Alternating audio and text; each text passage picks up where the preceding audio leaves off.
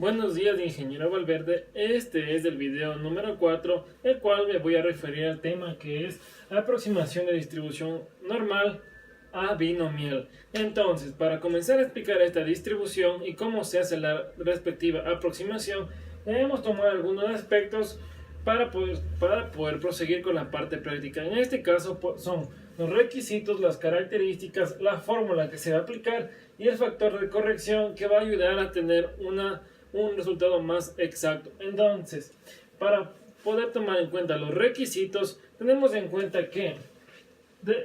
en cuenta que dos muy importantes, en donde tomamos en cuenta que n por pi debe ser mayor o igual a 5. Y de igual forma, n por 1 menos pi también debe ser mayor o igual a 5. Después de que estos se hayan cumplido respectivamente, se podrá proseguir a la aproximación y con el debido proceso. Por otra parte, también tenemos en cuenta que las características de esta distribución es que son mutuamente excluyentes, son independientes, solo hay posibilidad de éxito o fracaso y se toma en cuenta aquí la n de conteo. A continuación vamos a comenzar a explicar la fórmula y el factor de corrección. A continuación comenzaremos a explicar cómo se transforma y cómo se aproxima la distribución normal a la binomial. En este caso utilizaremos el mismo procedimiento en caso de la fórmula, en donde z será el valor z, x, u y la desviación estándar, en donde z será el valor de la tabla, x a ser la variable que nos proporcionará el ejercicio, u será la media y sigma será la desviación estándar.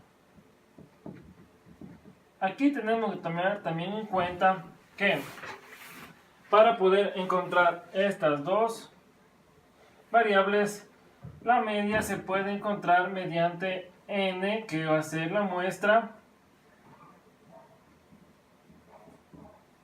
por pi, que va a ser la probabilidad de éxito de que ocurra el evento. En el caso de la desviación estándar, se transformará mediante la varianza, que es igual a n por pi por 1 menos pi. En este caso, n, como dijimos, será la muestra, pi será la probabilidad de éxito y 1 menos pi será la probabilidad de fracaso. Ya. Como dije anteriormente, para poder aproximar de la normal a la binomial, siempre va a haber un grado de falla. En este caso, tenemos que aplicar el denominado factor de corrección. ¿A qué se refiere el factor de corrección? Entonces, cuando aplicamos en un ejercicio cualquiera, tenemos que tomar en cuenta 4 diferentes variables, en donde se pueden presentar ciertos eventos a los cuales se les va a sumar o a restar una variable de 0,5 a la variable que es x, en este caso esta de aquí. Por ejemplo, en este caso, si nos dice el ejercicio que ocurra por lo menos, con este enunciado de por lo menos x, se restará a x menos 0,5. Si el enunciado me da un más que x, se le sumará un más 0,5. Y si es x o menos, se le sumará de igual forma x más 0,5. Y si el enunciado me proporciona un enunciado que diga menos que x, se le restará 0,5. Entonces, en la fórmula, ¿cómo se le aplicaría? Quedaría de esta forma. Z será igual a x más menos 0,5, dependiendo lo que nos del ejercicio menos la media que ya está dada, y esto sobre la desviación estándar. Entonces, para esta distribución también se aplicará la misma gráfica, que es la gráfica que antes dijimos que tiene forma de campana, es simétrica, asintótica y tiene la media igual a 0. Gracias. Listo, en este caso vamos a tomar un ejemplo sobre la aproximación de la distribución normal a la distribución binomial. Entonces, en este caso hemos ocupado un ejercicio del libro de Anderson del capítulo número 6, específicamente el ejercicio número 27, el cual nos da los datos que n va a ser 200 y la probabilidad de éxito va a ser 0,60, en este caso de una distribución binomial. Entonces, en el literal A nos especifica que calculemos la media y la desviación estándar. Entonces, en la media, como antes ya habíamos dicho, será por la fórmula n por pi. Entonces, n va a ser 200 y pi 0,60. Aquí nos dará una media ya calculada de 120. En el caso de la desviación estándar usaremos la fórmula de la varianza, que es n por pi por 1 menos pi, que viene a ser la muestra por la probabilidad de éxito y por la probabilidad de fracaso. Entonces, esto especificado viene a ser 200 por 0,60 y por 0,40. Esto nos dará un resultado de 48. Como esto es la varianza, debemos sacar la desviación estándar, que es la raíz cuadrada de 48, que en este caso será de 6,92. Y con esta desviación trabajaremos los siguientes literales. En el literal B nos pide especificar y explicar si es que se puede o no aplicar la aproximación en este ejercicio de distribución. Entonces, aquí deben cumplir ciertos requisitos para poder realizarse el procedimiento. Entonces, como primer tip que ya habíamos dicho antes, n debe ser grande. Entonces, n es 200, ya es grande. Por lo consiguiente, seguimos con los demás requisitos, que n por pi debe ser mayor o igual a 5. En este caso, n por pi viene a ser la media, entonces 120 es mayor o igual a 5. Y como último punto, n por 1 menos pi, de igual manera debe ser mayor o igual a 5. En este caso, da un resultado de 80. Lo que sí es mayor o igual a 5. Al tener estos datos, ya podemos decir que es aplicable la aproximación en esta distribución. En el literal C nos pide calcular de 100 hasta 110 la aproximación y la probabilidad de esta distribución. Entonces, al usar la fórmula ya antes dicha, que es z x menos nu sobre desviación, siempre y cuando sin olvidar el factor de corrección, ya que estamos aproximando de una distribución discreta y una distribución continua, por lo cual debemos usar esto para tener un resultado más exacto y claro.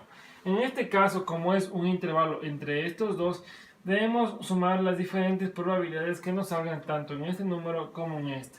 En este caso tendremos z, que es igual a 100 menos 120, que es la media que ya calculamos, sobre la desviación estándar, que es 6,92. Y z será igual a 110 menos 120 sobre 6,92, y esto nos dará como resultado en la calculadora un resultado de menos 2 1,89 y en este caso de menos 1,44. Como en el video anterior ya dijimos que estos valores serán calculados en cualquier tabla de distribución normal, entonces yo sigo ocupando la tabla del 50%, en donde menos 2,89 me da un resultado de menos 49,81. 81. Y de menos 1,44 me da un resultado de menos 42,51. Entonces, debemos sumar las dos probabilidades para tener un resultado. En este caso 0,4981 más 0,4251, que me da un resultado de 0,9232. Esto representado en la tabla Z, digamos en la gráfica Z, será menos 1,44 y menos 2,89. Será representado de esta forma, como un intervalo entre estos dos. Entonces, este es la probabilidad de obtener entre 100 y 110 la probabilidad. Para finalizar este ejercicio, el literal C nos especifica que cuál es la probabilidad de que sean 130 o más. En este caso se toma en cuenta el 130, por lo tanto, para el factor de corrección se utilizará el por lo menos. Por lo menos, esto quiere decir que se le restará menos 0,5 a x, que es 130. Entonces, z, y el especificado es 125 menos 120. Sobre 120 ya sabíamos que era nuestra media, y abajo sobre 6,92, que ya conocíamos nuestra desviación estándar. Esto nos dará como resultado en la calculadora de 0,7225. Y luego, igual, esto será z igual a 0,7225. Y en la tabla nos dará un valor de 0,2642. Entonces, al especificar ya en la gráfica de la distribución normal, 120 aquí será nuestra media, aquí al ser 130 y 0,2642 nuestra probabilidad, tendremos que la gráfica se representará de esta forma al ser más que 130. Muchas gracias. Vamos a la regla empírica. Entonces, en la gráfica de la distribución normal se definen tres sectores muy importantes, en los cuales definimos el 68%, que es este sector, el 95%, que es un poco más abierto y abarca casi toda la distribución, y el 99%, que es todo lo que abarca casi el 100% exacto de la distribución. Entonces, se define simétricamente porque antes habíamos dicho igualmente que la distribución normal se caracteriza por ser simétrica y asintótica. Entonces, ¿cómo podemos definir estos sectores del 68, del 95 y del 99% respectivamente? Entonces, aquí el 68% se define la media más menos una desviación estándar. El 95% se definirá de la media más menos dos desviaciones estándar. Y el 99% se definirá como la media más menos 3 desviaciones estándar. Entonces, como ejemplo, podemos añadir que como media tendremos un valor de 20 y como desviación estándar tendremos un valor de 2. Al aplicar para calcular el 68%, sabremos que 20, que esto se dividirá en dos partes. 20, que es la media, más una desviación estándar, que es 2. Y 20 menos 2. Entonces, el 68% estará definido como 22 y 18. Esto se refiere a que en la gráfica, aquí en la media, tendremos el valor de 20. Y en el 68% aquí será 22 y aquí será 18. En el caso número 2, que definimos como el 95%, se definirá de la forma en que x más menos 2 desviaciones estándar, que es igual a 2 formas, que viene a ser aquí 20 más 2 desviaciones de estándar. Y aquí es 20 menos 2 desviaciones estándar. Entonces, 20 más 4 será 24. Y 20 menos 4 será 16. Por consiguiente, el 95% se verá definido como 16 y 24. Y en el último caso, y no menos importante, que tenemos en cuenta que es del 99%, estará definido de igual forma por la media, que viene a estar más o menos 3 desviaciones estándar.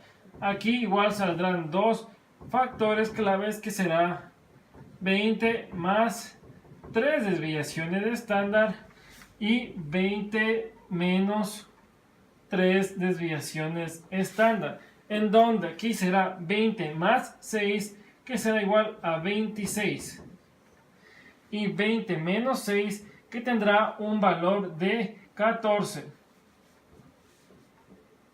Entonces, el 95% estará definido como 14 y 26. Y así se cumplen las maneras y formas de poder encontrar el 68, el 95 y el 99% de la distribución utilizando o usando la regla empírica.